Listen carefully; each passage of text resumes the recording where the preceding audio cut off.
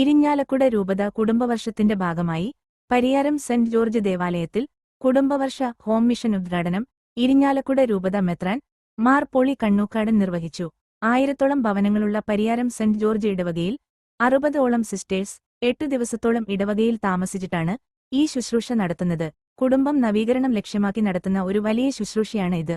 അങ്കമാലിയിലുള്ള congregation of Nazareth sisters ആണ് home മിഷന് നേതൃത്വം കൊടുക്കുന്നത്. വികാരി ഫാദർ വിൽസൺ എലുവത്തിങ്കിൽ കൂനൻ, അസിസ്റ്റന്റ് വികാരി ഫാദർ സ്റ്റീഫൻ കൂള CMI, കൈകാരന്മാരായ Joseph Parakka, Shaiju master Pottakkaran, Joy Chillayi, കുടുംബവർഷ കൺവീനർ നിജോ കല്ലേലി എന്നിവർ പരിപാടികൾക്ക് നേതൃത്വം നൽകി. ഉലകിൻ ആദിയേരുളിൻ വീഥിയിൽ തിരിയായി നീ വരൂ.